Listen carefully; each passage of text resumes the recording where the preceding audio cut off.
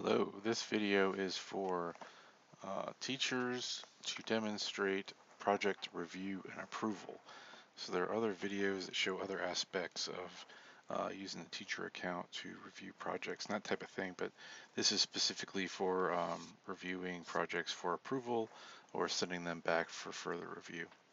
So this is the login screen for a demonstration account that I've got that um, you'll notice it's on a role selector screen, which is because it has more than one role. So I can click to be a teacher, or click to be the direct supervisor. So one of the students for this teacher set them up to be the direct supervisor, but we're going to click teacher because we're interested in reviewing a student account.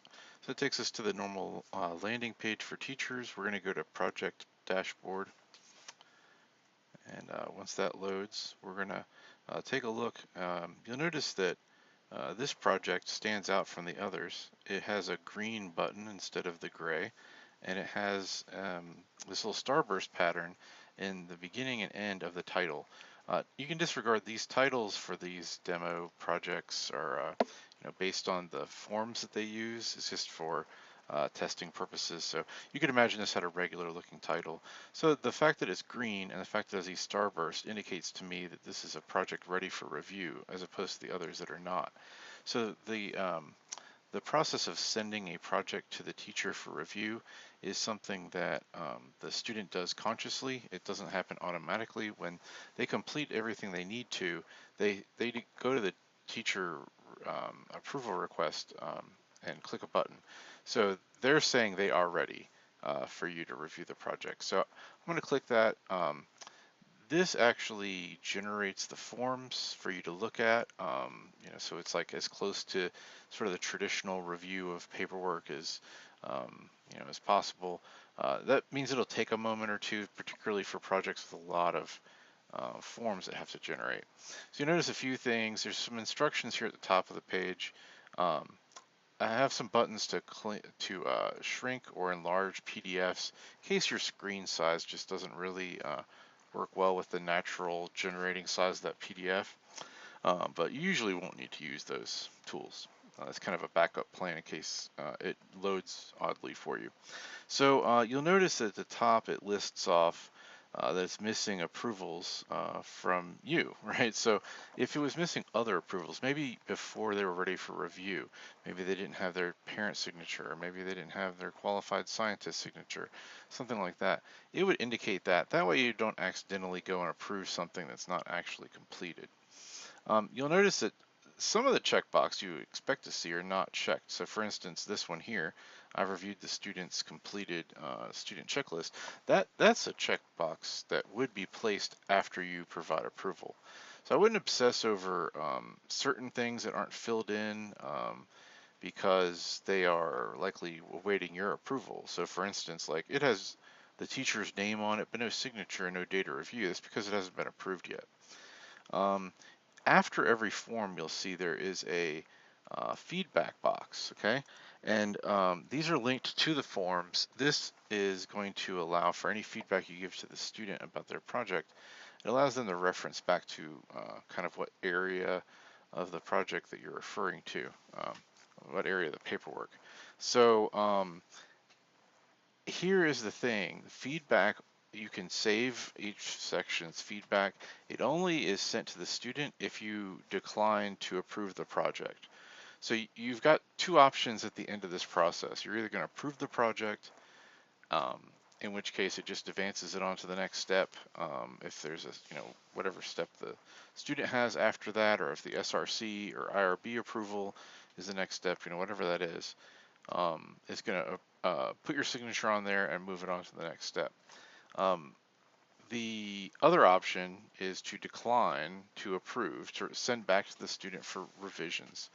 And so your feedback would then be both emailed to the student, and also it would show up on the page when the student logs in to tell them what revisions you've indicated need to be made. So again, it will not send feedback to the student if you do not reject the project. So that's just something to keep in mind.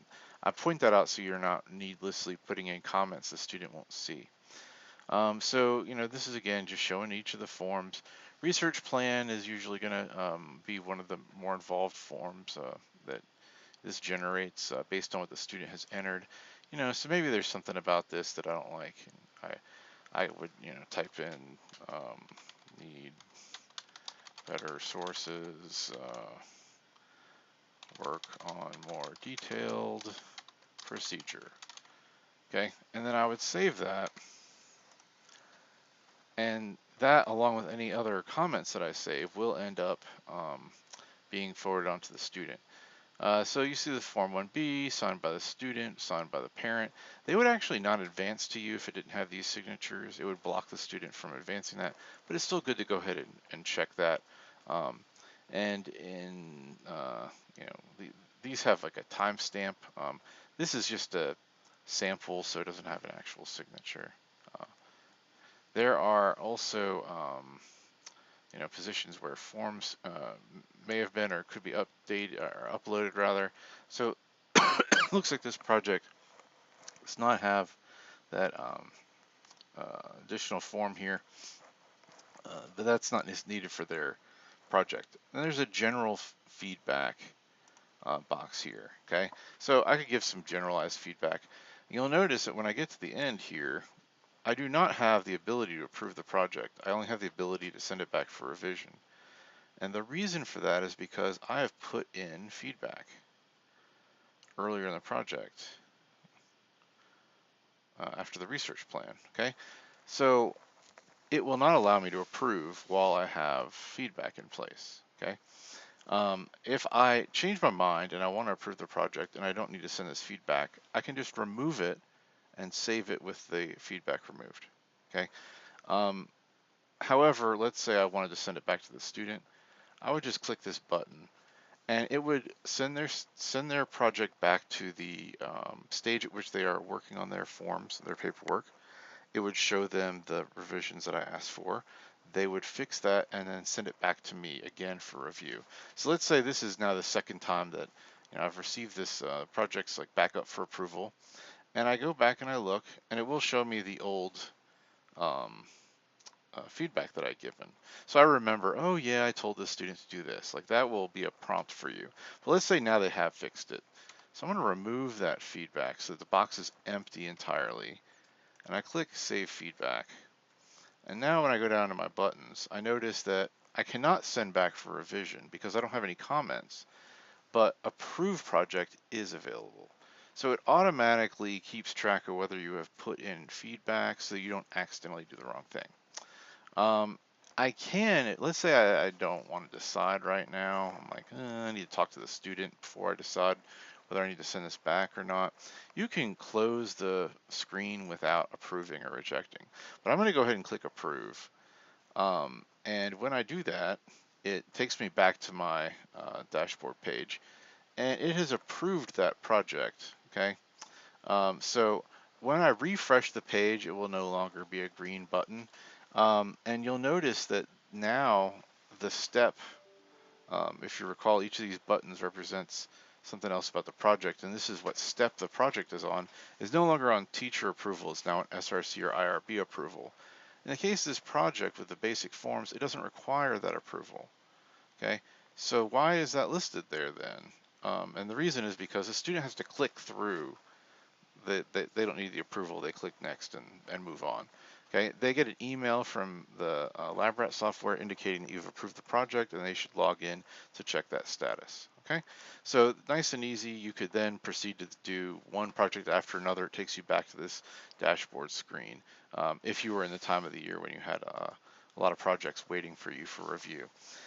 It does not automatically sort at this time. I may add a feature like that later, but for the time being, you just get that visual reminder when you scroll through to see the green and the starburst pattern. So hopefully that is helpful. If you have any questions, please reach out to us, and I hope you have a great day.